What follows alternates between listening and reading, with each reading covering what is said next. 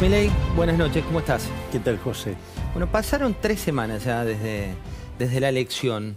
¿Qué cambió con ese resultado, por un lado, en tu vida y qué cambió en materia de política? Mira, en materia de política, que yo creo que es lo más relevante, en especial para la gente, es que estamos en condiciones de derrotar el kirchnerismo, que está claro que las PASO dejaron ver con claridad que las ideas de la libertad son mucho más que una fuerza testimonial, sino que efectivamente nosotros estamos en condiciones de competir y estamos en condiciones de ganar. Hoy la realidad es que te diría que si nosotros logramos mejorar la fiscalización y si logramos que más gente vaya a votar, estaríamos en condiciones de ganar en primera vuelta y básicamente terminar con el kirchnerismo. Imagínate lo que sería para el kirchnerismo terminar perdiendo contra una fuerza que recién nace, con una fuerza que tiene 2 años. Esto sería verdaderamente histórico. De hecho, lo que pasó en las PASO fue histórico, porque cuando vos mirás los casos de los outsiders, en general los outsiders se montan sobre estructuras ya existentes. Nosotros directamente armamos una estructura nueva y con esa estructura nueva le ganamos a las 2 estructuras que dominaron la historia argentina en los últimos 70, 80 años. Vos lo decís por el caso de Bolsonaro, por un lado que fue 20 años protagonista del Congreso de Brasil, lo decís también por el caso de Trump, con el que fue empresario y después parte de un partido grande. ¿Esto es una fortaleza, Javier, o una debilidad? Yo creo que es una fortaleza, porque justamente lo que está buscando los argentinos es un verdadero cambio. O sea, la única expresión verdadera del cambio en Argentina somos nosotros. Es decir, por eso nosotros seguimos sosteniendo que una Argentina distinta es imposible con los mismos de siempre, porque básicamente lo que vos ves es que son los mismos personajes, los mismos que fracasaron y fracasaron y que fracasaron, que el sistema no les dio respuesta, porque vos fíjate, en el 2001 hubo un que se vayan todos. Y sin embargo no se fue ninguno, están los mismos que estaban en el 2001, pero nada más que ahora están con los hijos, las hijas, digamos, los amantes, la parentela, digamos, o sea, encima se multiplicaron. Además, era aunque se vayan todos porque estábamos abrumados por la carga del Estado y lo duplicaron. Entonces, verdaderamente lo que te diría es, me parece que si vos seguís haciendo lo mismo, no podés esperar resultados distintos. Y lo que uno ve es que los mismos de siempre, ¿sí?, lo que están haciendo es proponer las mismas cosas que propusieron siempre bajo la consigna, Hayek lo llamaría la fatal arrogancia, bueno, pero que si lo hacen ellos lo van a hacer bien. Y la verdad que acá no es un problema del chef, el problema es la receta. Es decir, lo que tiene Argentina es que está contaminado de socialismo y si no hacemos un cambio de 180 grados en esa línea, muchas chances de mejorar no tenemos. Por lo tanto, el único cambio verdadero somos nosotros. Los únicos que estamos en condiciones de derrotar al kirchnerismo somos nosotros y que, bueno, espero que también, digamos, los argentinos tomen conciencia que la mejor forma de sacar y terminar con el kirchnerismo somos nosotros, porque nosotros sacamos 30% de los votos respecto al 21% de los votos que sacó Massa y menos del 17% que sacó Bullrich, ¿no? Porque después, digo, esa mentira que tratan de instalar, de sumar, digo, olvídense, muchachos, de sumar peras con bananas. Hay cosas que no son pasables. Y después otra cosa que sucede es, frente a la situación que ahora vos ves que nosotros estamos en condiciones de ganar, bueno, es el momento de que nos apoyen para que le demos la estocada final al kirchnerismo y terminemos con el kirchnerismo. Javier, quiero mostrarte al presidente de la Nación, presidente Alberto Fernández, que volvió a hacer declaraciones esta semana. Veamos qué es lo que dijo y charlamos de lo que comentó. Mirá. Yo les pido a todos que reflexionemos, porque yo entiendo que con la pandemia y con los problemas que estamos viviendo, la guerra, la sequía, que nos ha privado de 25.000 millones de dólares a la Argentina, yo entiendo que son momentos difíciles y entiendo que muchos estén desalentados, pero conviertan ese desaliento en fuerza para que la Argentina no retroceda, para que la Argentina no vuelva atrás. No es todo lo mismo. Yo les pido que piensen, que reflexionen, que por más que canten rock y se tienen los pelos para adelante, detrás de toda esa fachada hay una enorme mentira que engaña a los jóvenes y que engaña a los confundidos. Bueno, Alberto Fernández. Bueno, él es parte de la decadencia argentina. Él es parte de estos 40 años de Argentina hundiéndose. Él es parte de esto de una Argentina distinta es imposible con los mismos de siempre. Él es parte de los mismos de siempre. Por lo tanto, la realidad es que si seguimos por este camino, Argentina, el único destino que le queda es ser el país más miserable del mundo. Porque Argentina entró al siglo XX siendo el número 1, hoy está 140 del tipo de cambio paralelo, y si seguimos con estas políticas, básicamente vamos a terminar hundidos en la más brutal de las miserias. ¿Qué es lo que propongo yo? Yo propongo las ideas de la libertad. Yo siempre me parece que siempre es bueno dar la definición de liberalismo que nos brindó nuestro máximo prócer de las ideas de la libertad, que es Alberto Venegas Lynch, hijo, con quien además tengo el honor de ser amigo, y tenemos el honor también de tener a uno de sus hijos, a Berti, como primer candidato a diputado nacional por la provincia de Buenos Aires. O sea, mirá el lujo que estamos llevando nosotros al Congreso. Y en ese contexto, ¿qué te dice? El liberalismo es el respeto irrestricto del proyecto de vida del prójimo, basado en el principio de no agresión, en defensa del derecho a la vida, a la libertad y a la propiedad. Es decir, es muy concreto. Y entonces, ¿quién se podría oponer a defender el derecho a la vida, a la libertad, a la propiedad? Es decir, es un programa muy concreto, digamos, que tiene un anclaje moral muy fuerte. Y la verdad es, mirá, ¿cuáles son los resultados de este modelo que nosotros proponemos? Mirá, los países que son más libres son 8 veces más ricos que los reprimidos. El decil más bajo de la distribución está 11 veces mejor que el par de su país, del país reprimido, pero además está mejor que el 90% de la población del país reprimido. Tienen 25 veces menos de pobres, 50 veces menos de pobres extremos. Además, la gente vive un 25% más. Son muy claros los resultados del modelo que yo propongo. Yo no vengo, y voy a decir algo más. Esto Argentina ya lo hizo.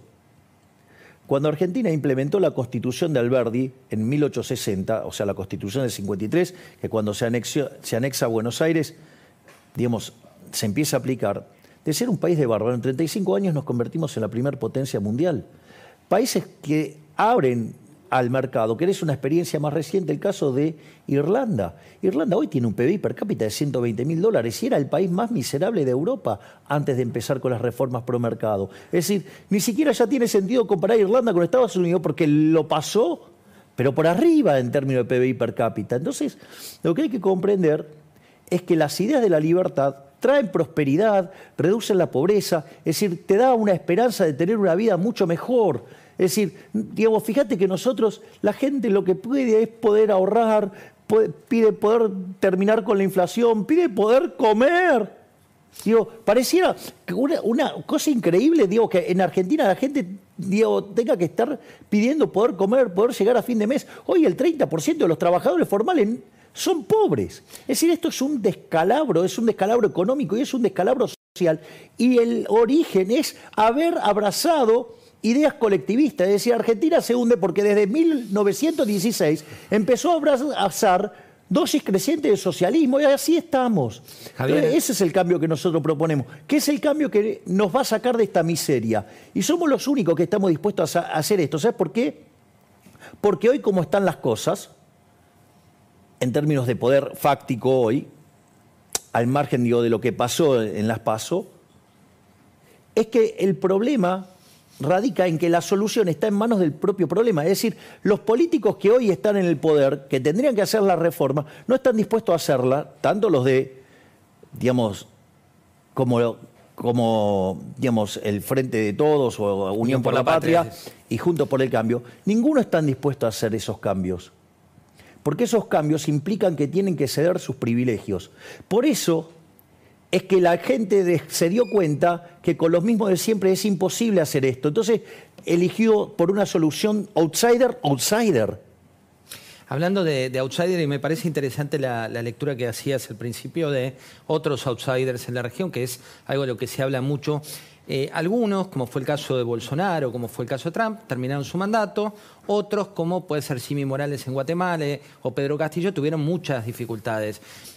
¿Te preocupa la gobernabilidad? ¿Crees que ese es tal vez el tema más complicado eventualmente? Yo creo que vamos a tener en primer lugar el apoyo de la población. O sea, si nosotros llegamos, es un verdadero cachetazo a la casta política empobrecedora argentina. Es decir, las PASO ya fueron un primer cachetazo. Imagínate, digamos, si llegamos a ganar, esto va a ser un terremoto para los políticos tradicionales.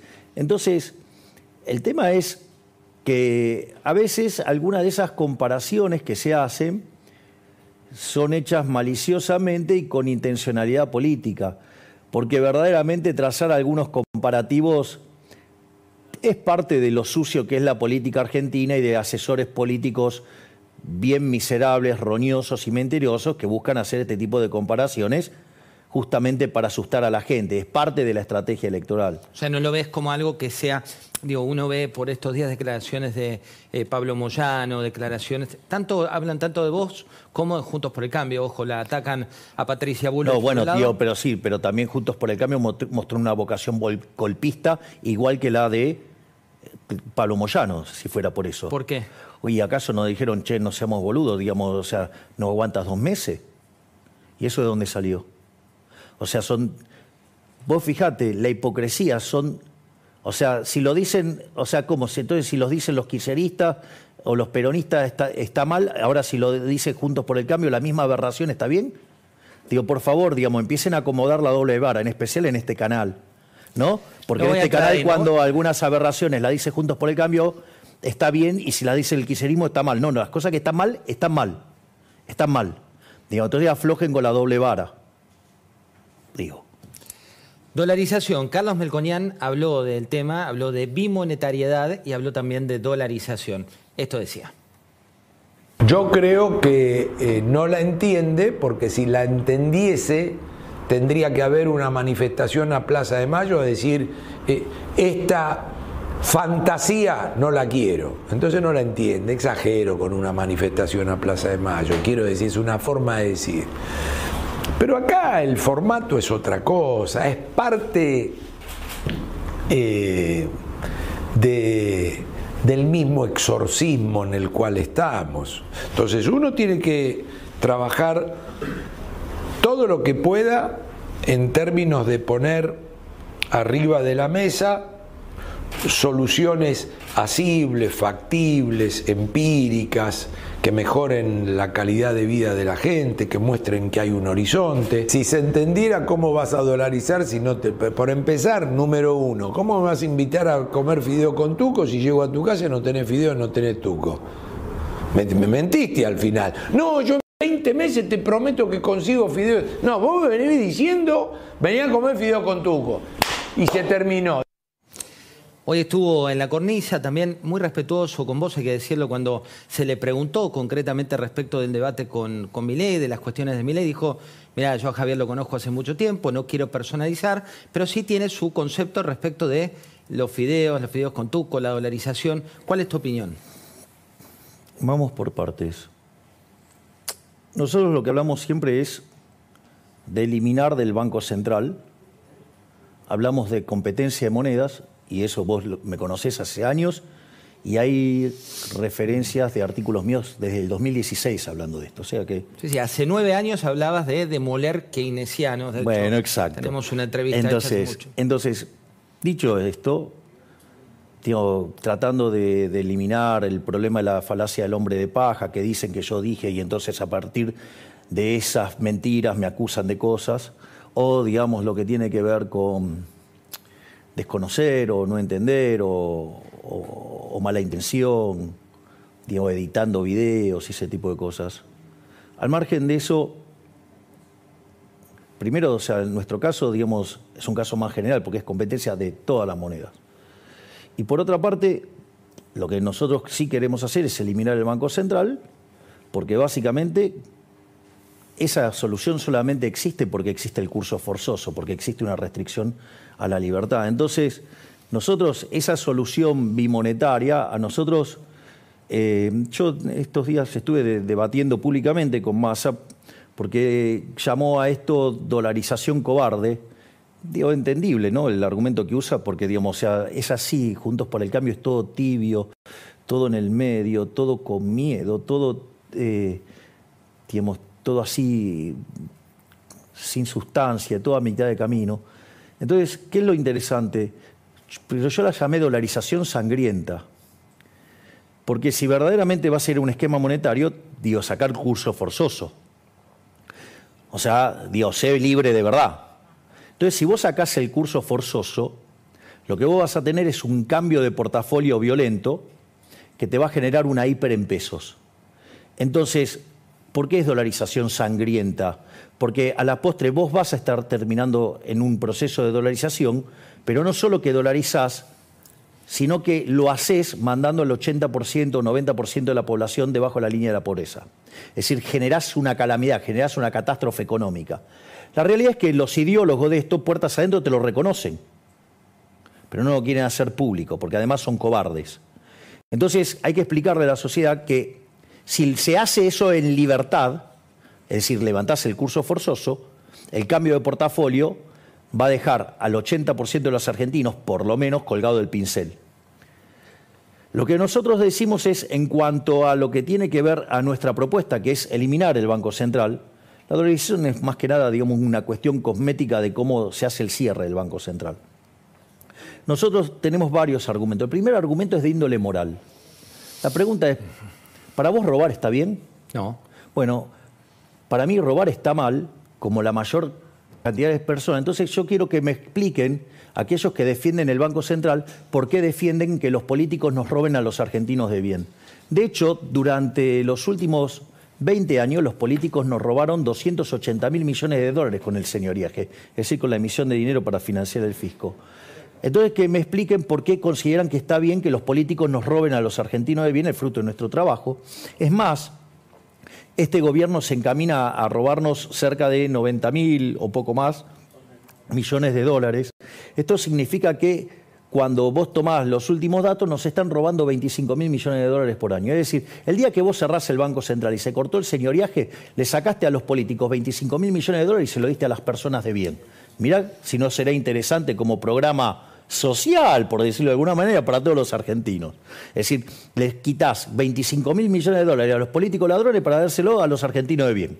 Es un gol. Pero al margen de eso, entonces, robar está mal.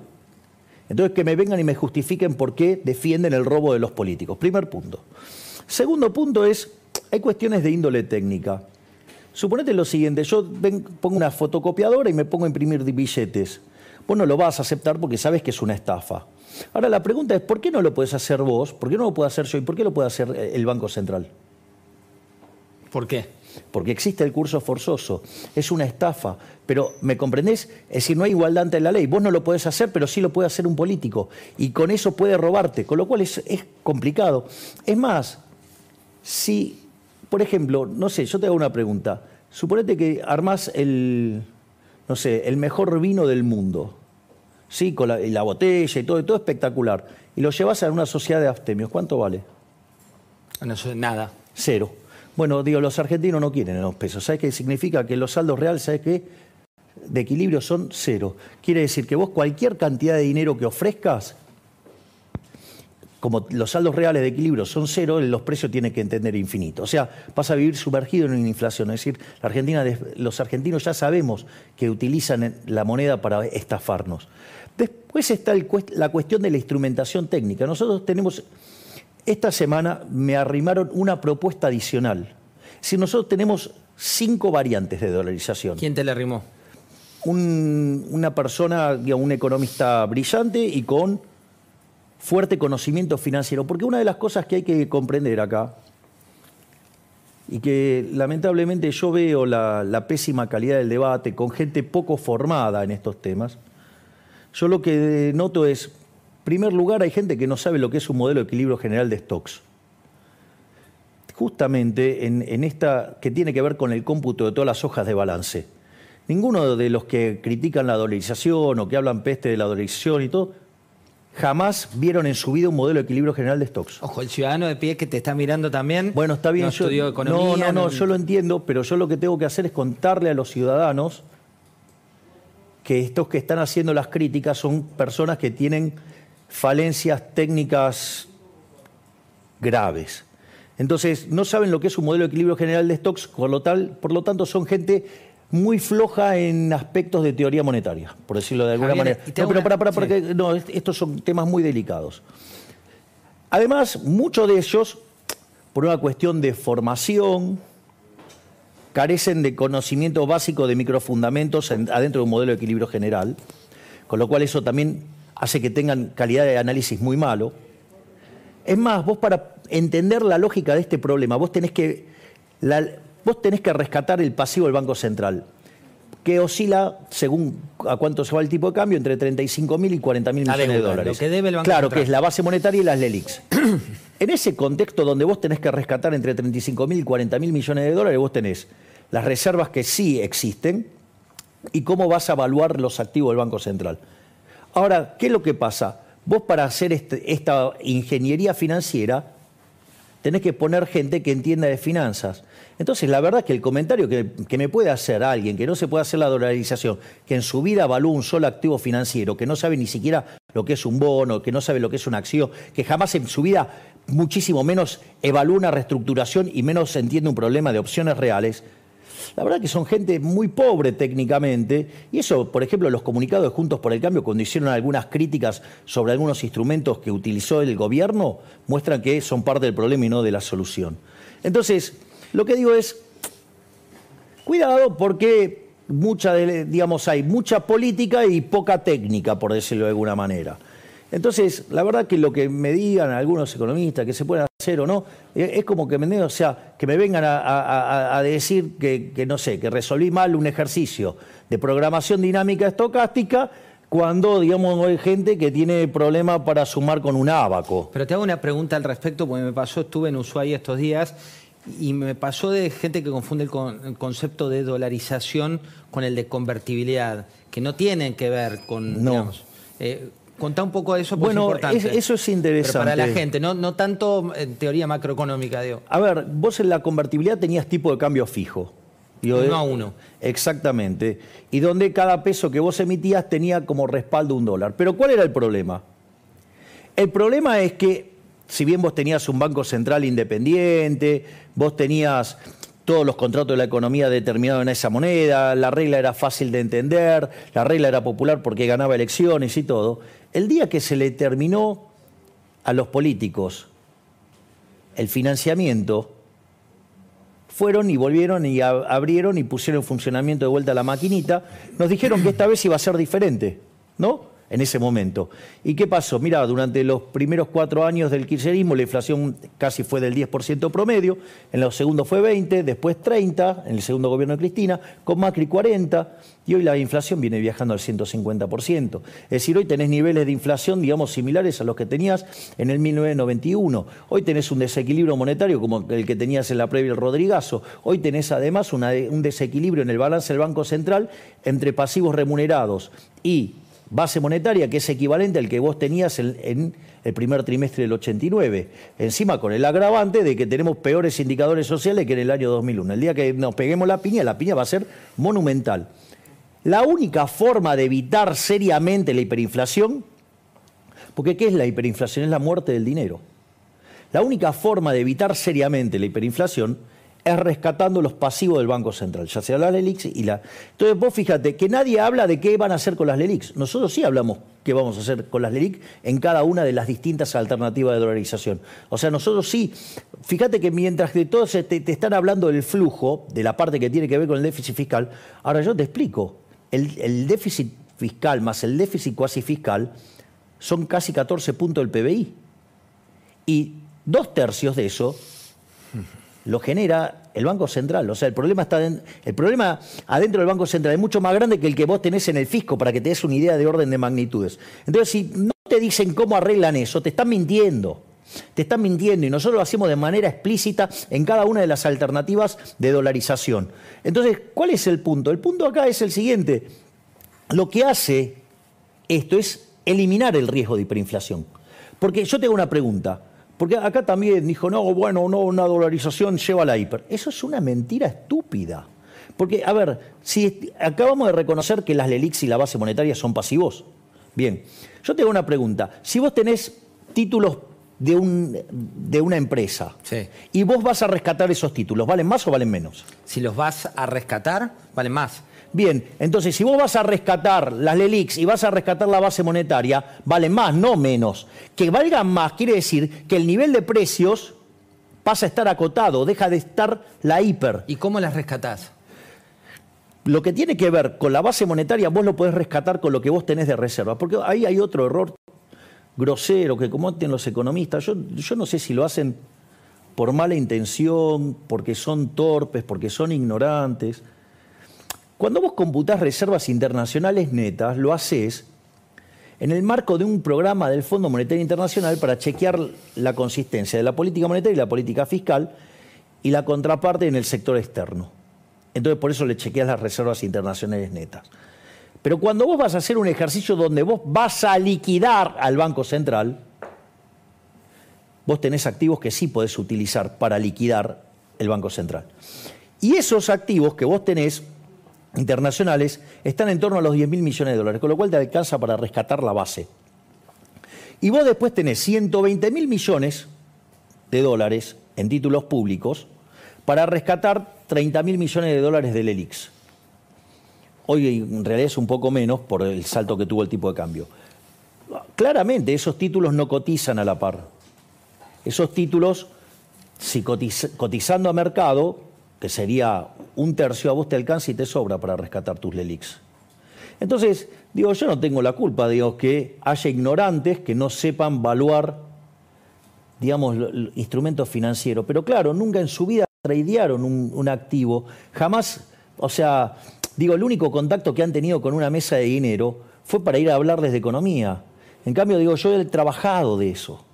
Entonces, digo, un banco internacional, ¿no? Sí, digo, yo he trabajado en HSBC como economista, como analista, después fui economista jefe en Máxima FJP, digamos, en un momento hasta me tocó manejar el portafolio de acciones, o sea, algo, digamos, de ese tipo de cosas entiendo, y veo que del otro lado hay mucha chicana política y poco conocimiento. Entonces, ¿sabes qué? ¿Que quieren seguir embarrando? Que sigan embarrando, pero nosotros vamos a llegar y vamos a ir por el Banco Central, lo vamos a cerrar y vamos a terminar con la inflación. Porque la pregunta es la siguiente. A ver, primero, ¿vos necesitas tener Banco Central para ser un país desarrollado? ¿Hay países desarrollados sin Banco Central? Por ejemplo, Argentina fue un país desarrollado y no tenía Banco Central. Si el Banco Central, ¿de qué año es? 1935. Con lo cual no teníamos Banco Central, teníamos una caja de conversión. Los 50 años de caja de conversión, ¿sabés cuánto Argentina cuánto tenía de inflación? 0,9% anual. Después, cuando vino el Banco Central mixto, saltamos a 6.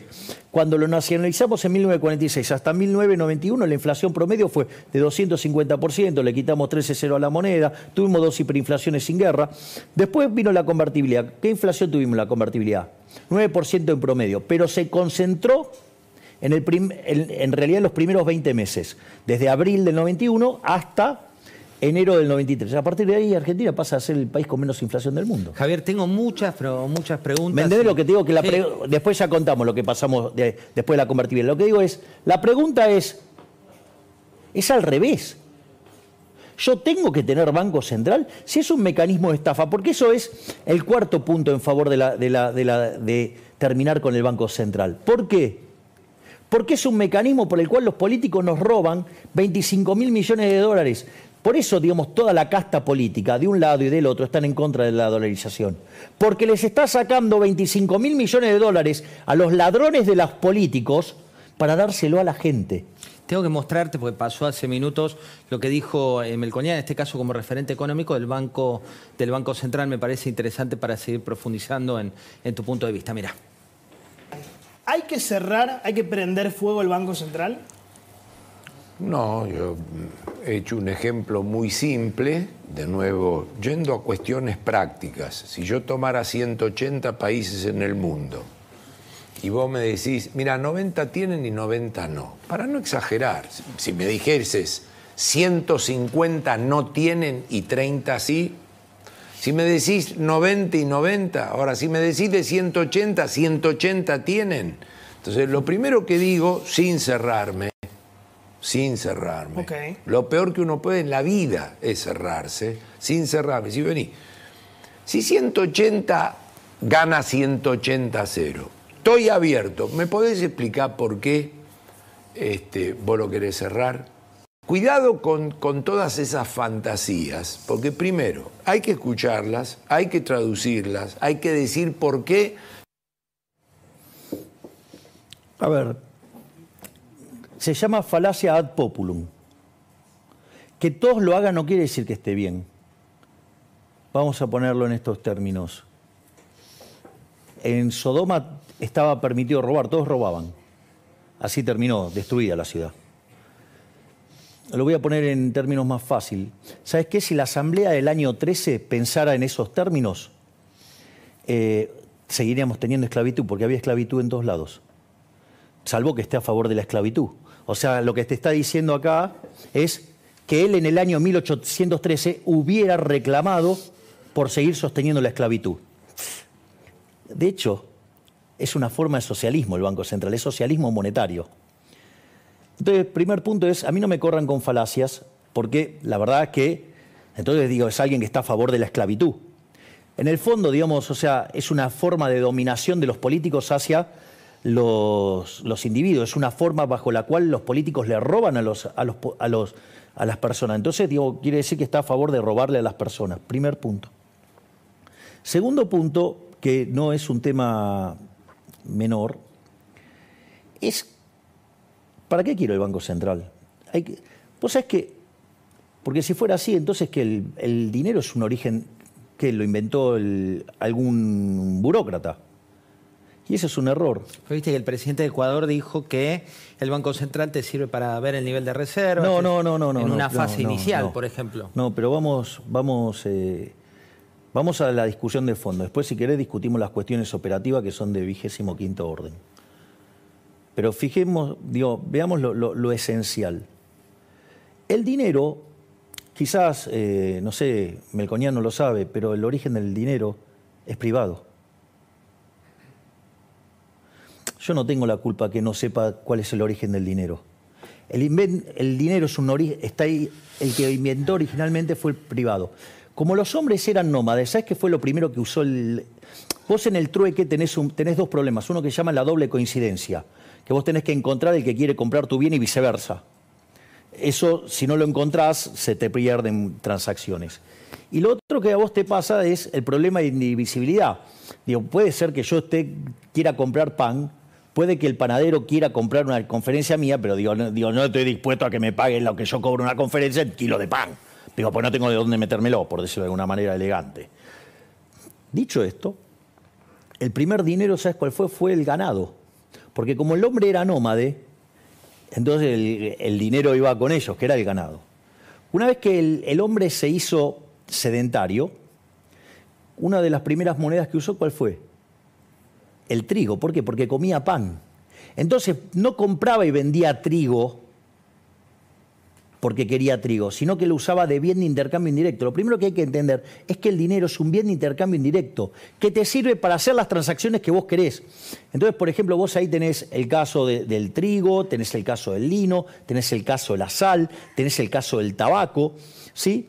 Que son elementos que se utilizaron como moneda para conseguir estos intercambios. Eran bienes de intercambio indirecto. Eso es el dinero. El dinero es un bien de intercambio indirecto. Es más, pero como... Fíjate, los cigarrillos en las cárceles, las viejas películas cuando yo era chico, vos sos más chico que yo, pero no sé si llegaste a ver películas de cárceles donde las transacciones las hacían en cigarrillos. Pero vos fíjate, ¿cuál era el problema? El problema es que no servían de almacén de valor, porque con el paso del tiempo eso se te deterioraba.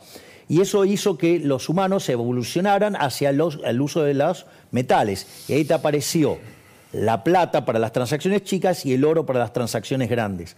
Es más, fíjate esto, cuando vos querías comercializar con otra región, ¿cuál era el problema? Y que vos llevabas un cartel que decía, acá llevo metálico. Vos fíjate, la lógica, hay una serie hermosa, que seguro esa sí la viste, El Zorro. Sí, como no. Bueno, El Zorro era un anarcocapitalista.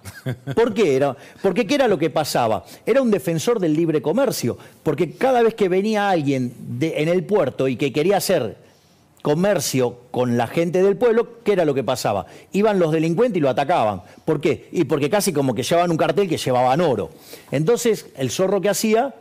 Digamos, interceptaba a esos delincuentes. Y también peleaba con los delincuentes de la ciudad, que eran ¿quiénes? Los soldados, los que venían a representar al rey, o sea, el Estado. O sea, un personaje maravilloso el Zorro. Ya veo que ahora cuando digamos, los chicos de izquierda se enteren de esto, seguro que van a pedir que lo censuren. Pero, entonces, ¿qué es lo que quiero decir? Vos ahí tenés el origen del dinero. El origen es privado. Pero en 1445, en el primer Congreso de Génova, ¿qué es lo que pasó? Se apropiaron del dinero. ¿Por qué? Porque frente a esta situación de que vos no podías andar con el metálico, ¿qué hiciste? Lo depositabas en un lugar, te daban unos certificados y vos pagabas con esos certificados y se hacía el clearing. ¿Y qué descubrieron los políticos?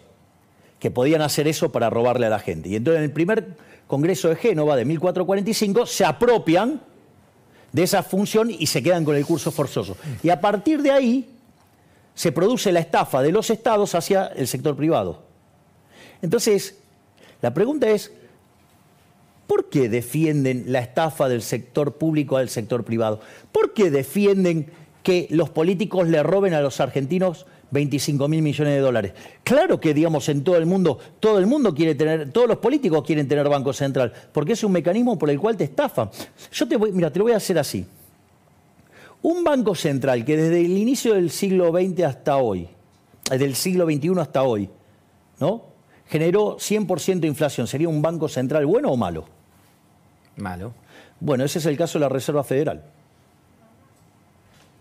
Entonces, eso es la Reserva Federal. Con lo cual tenés bancos centrales que son malos, obviamente tenés bancos centrales que son muy malos, tenés otros que son espantosos y después tenés el Banco Central de la República Argentina.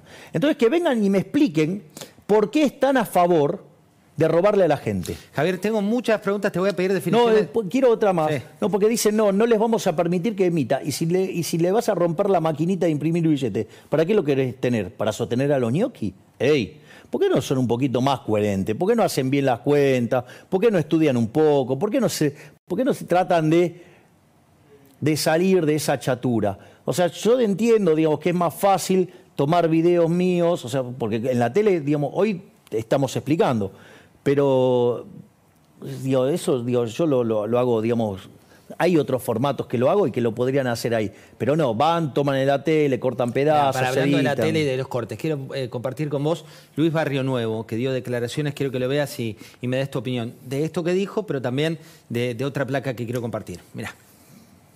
Que la gente fue a votar y votó con un cambio y votó con la bronca. Yo creo que esto fue lo que sucedió y ahora, te digo, hoy veo de que no tengo duda y por lo que estoy viendo, porque lo veo en mis nietos, ya no en mis hijos, en mis nietos que ya votan, ya lo estoy viendo, todos con mi ley. Entonces yo creo, como decimos los catamarqueños, yo creo que gana en primera vuelta sin chicote. Bueno, por un lado, esto es una definición de Barrio Nuevo. ¿Qué opinión te merece Barrio Nuevo?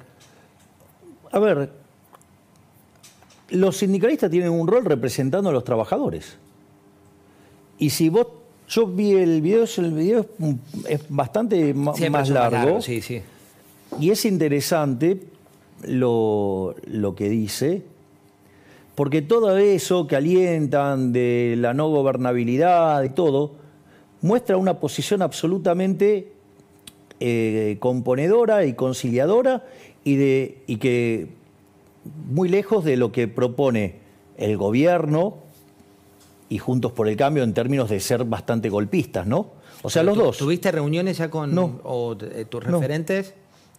No, con Barrio Nuevo no tenemos. Cuando mostramos la placa de lo que es el sindicalismo más tradicional, no, esto es la frase, tenemos otra con los años, ¿no? Con la cantidad de años que tienen al frente de distintos sindicatos. Digo, Esto es parte de la casta, ahí lo estás viendo, acá no estaba. Pinturas 47 años, tenés aeronavegación de entes privados 46, ahora sí lo tenés, Javier. Gastronómicos 42 años, 38 años, Daer 37 años, Ligieri. Digo, ¿esto es parte de la casta también o no cuando vos ves que se perpetúan en el poder? A ver, yo lo que digo es, en los políticos también tenés eso, ¿no? Digo, tenés a Gildo Infran. No, por eso te digo, ¿también es casta? No, pero también, digamos, o sea, porque algunos se les descuidó, digo, también tenés la familia Pose, ¿no? Digamos, porque Gustavo Pose, que era el candidato a vice de gobernador de Larreta. Tenía a su hija como precandidata, que sí, perdió. Y él venía de estar manejando el municipio y el cual lo heredó de su padre. Sí, o Andriotti, o tenés lo que pasó por eso, de vuelta, Tigre también, ¿no? Entonces, digo, será una cuestión de que tendrán que resolver ellos internamente de cómo, por qué esto funciona así. Ok, pero ¿no te parece algo que hay que también romper en ese sentido? Pero de vuelta, eso es un problema que tienen que resolver los sindicalistas. Digo, no tengo por qué estar rompiendo yo una institución.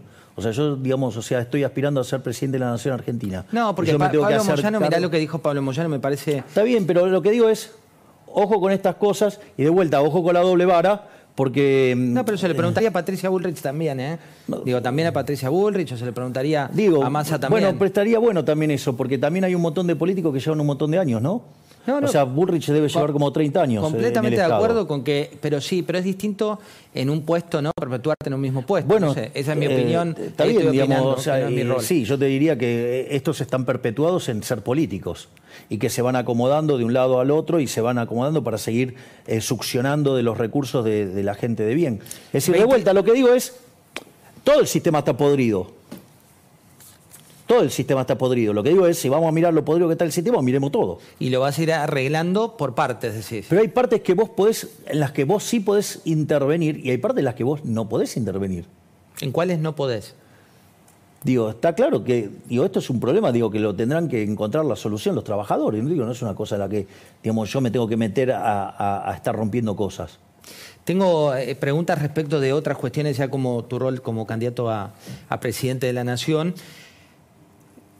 Si ganas la elección, por ejemplo, si lo que dice Barrio Nuevo es real y en primera vuelta terminás ganando la elección, te dan la banda presidencial, asumís, ¿tenés miedo que eso pase? Digo, ¿también te genera cierta inestabilidad llegar al poder? No, porque estamos preparados. Nosotros venimos trabajando con el gabinete en la sombra hace casi un año. Nosotros, hay un seguimiento de la política todo el tiempo y estamos en condiciones de desembarcar cuando se nos pida. ¿El sistema judicial es algo que hay que reformar? Sí, sí. Hay varias cuestiones. Nosotros tenemos varios temas en la cuestión judicial. Hay una que a mí, hasta te diría, me genera una profunda irritación, que es que el Poder Judicial tenga que estar dependiendo financieramente de las decisiones del jefe de gabinete. Eso me parece verdaderamente aberrante. Hay un proyecto de las partidas, decís. Claro, hay un proyecto de Lorenzetti que es una mejora respecto a eso, que tiene que ver con el hecho de que lo determine el Congreso. Bueno, yo quiero ir por una solución todavía mucho más radicalizada, y es el tema de que en una solución más radicalizada directamente tenga una partida de asignación específica, que no la puedan tocar los políticos, nada. O sea, para que tenga total independencia financiera. Por otra parte, tenés otros problemas con el tema de la Corte, que es con la justicia, que tiene que ver con el hecho de que está contaminada en términos políticos. Entonces, nuestra idea es nombrar un ministro de Justicia que esté en consonancia con la Corte y las reformas que hay que hacer para que la Corte sea una Corte verdaderamente independiente. A diferencia de los otros espacios que necesitan avanzar sobre la Corte de un lado y del otro, porque están sucios y necesitan una Corte adicta para que no los metan presos, a diferencia de esos lugares, nosotros estamos limpios y queremos que la Corte sea absolutamente independiente, porque creemos que son los garantes de la República. Javier, entonces nosotros tenemos un compromiso en serio de avanzar en una reforma del sistema judicial para que la Corte pueda ser verdaderamente independiente, para que justamente, ¿sí?, digamos, sean libres en términos de funcionamiento, en términos financieros, y que puedan hacer su trabajo como corresponde. Se habló de Mariano Cunio Libarona como tu hombre en justicia. ¿Eso es real? Nosotros, digamos, todavía no está definido la persona que va a estar en el Ministerio de Justicia. Nosotros, digamos, yo lo conozco a Mariano, o sea, pero también conozco a otras personas, y nosotros estamos explorando una solución que esté consensuada con los miembros de la Corte. Porque acá hay que hacer una reforma, pero la reforma la tienen que hacer los que saben. ¿Y quiénes son los que saben? Bueno, digo, los que más entienden y dónde están los problemas es la propia Corte. Nicolás Pose, que suena como tu jefe de gabinete, ¿eso está ratificado? Nicolás es el que está coordinando todos los equipos técnicos, o sea, una tarea verdaderamente titánica. Guillermo Francos va como canciller. Va como ministro del Interior. Ministro del Interior, cierto, perdón. Carlos Rodríguez es quien está estudiando la bola del ELIX. Carlos Rodríguez en rigor es mi jefe de asesores económicos. Yo tengo un consejo de económico que es Carlos Rodríguez, Roque Fernández y Darío Epstein. Y con ellos discutimos temas de economía. O sea, donde ellos me dan sus opiniones y discutimos temas. O sea, obviamente que todos estamos estudiando todos estos temas porque nosotros creemos que son fundamentales a los efectos de lograr estabilizar. Digamos, a ver, si hay algo que tengo claro es que tengo un mandato. El mandato de la población está cansada de la inflación. O sea, yo vengo a terminar con la inflación, la vengo a pulverizar. Vengo a pulverizar la inflación. Se habló mucho. O sea, venimos a terminar con la inflación y con la inseguridad. ¿Sí? Por eso es el rol tan importante que tiene Victoria. Porque Victoria es quien coordina lo que son los ministerios que tienen que ver con seguridad interior y defensa nacional. Victoria Villarruel. Hablando de algunas cuestiones, tu relación con Estados Unidos, más precisamente con la presidencia de Biden, ¿cómo es? A ver, esto es muy importante tenerlo en cuenta. A ver, yo respeto la institucionalidad y respeto, digamos, la figura del presidente porque es quien ha sido elegido por los ciudadanos norteamericanos. Además, más allá, digo, de lo que uno después pueda manifestar en términos de preferencias, yo considero a Estados Unidos un socio estratégico. Digo, mi alineación internacional es Estados Unidos e Israel. Por lo tanto, más allá, digo, de alguna apreciación personal sobre determinado espacio político, digamos, se respeta a rajatabla la institucionalidad, el valor de la figura presidencial, porque yo considero a Estados Unidos, del mismo modo que Israel, como aliados estratégicos. En minutos voy a estar con Andrés Malamud, que ya está conectado en la trasnoche allí de Portugal. Ya tengo la mesa de las 23 esperando para charlar. Tengo 3 últimas preguntas para vos. Hay debates, y mucho, y lo habrás leído, de el tema de la personalidad de Javier Milei. Si es inestable emocionalmente, si no lo es. ¿Cuál es tu punto de vista al respecto? No es ni más ni menos que la berretada y de las operaciones de espacios políticos en las cuales periodistas mediocres se involucran, donde llevan la discusión al plano personal. Es una suerte de falacia ad hominem, o sea, ¿por qué no? O sea, es una falacia, esa es una falacia ad hominem. La respuesta, digamos. Claro, o sea, yo te diría, ¿por qué no discutimos mis propuestas? Pero no, tienen que recurrir digamos, a cuestiones de mi vida personal.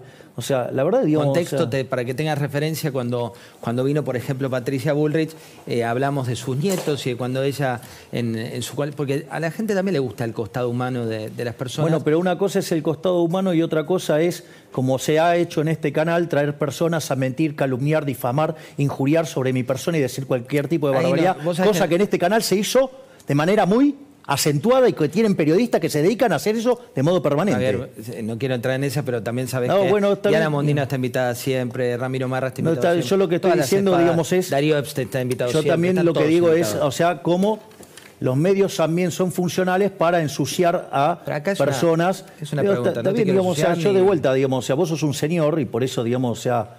Gracias por venir. Y por eso también vengo. Tengo que decir a la gente, la agenda de hoy fue completamente abierta. Digo, no hubo acá ningún condicionamiento. Eso también hay que decirlo porque es importante y también quiero destacarlo. Claro, que claro, digo, que se sepa. Eso es así. Digamos, o sea, yo no traigo preguntas eso es así. armadas. La última. Ahora te iba a preguntar por la gran actriz y tu novia Fátima Flores, pero no voy por ahí. Voy a salir de ahí.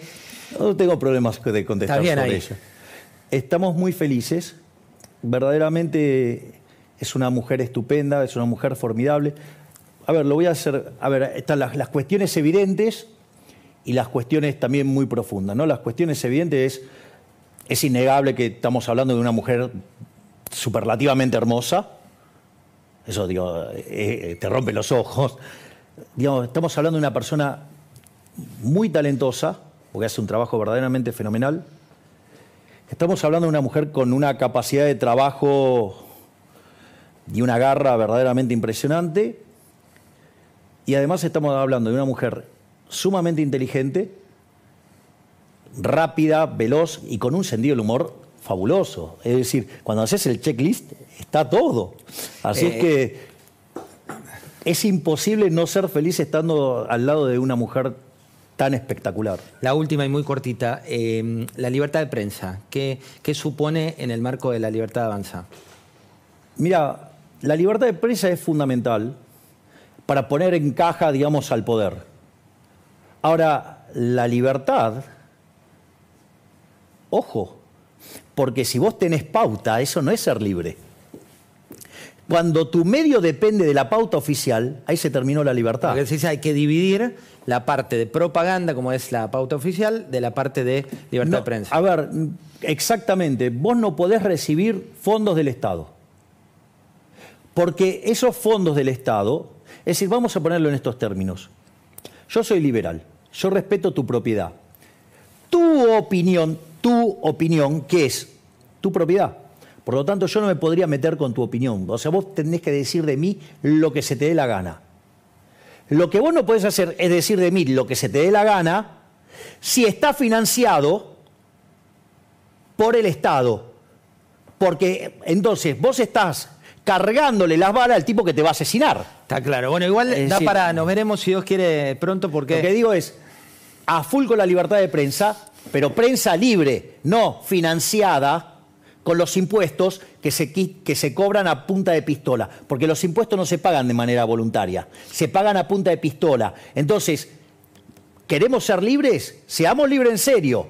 Pauta cero. Entonces, que cada periodista se haga cargo de lo que dice contra su patrimonio. Y vamos a ver entonces si mentirían tanto. Da para repreguntarle, viste que después nos convierten en memes. Los leones nos convierten en memes y demás.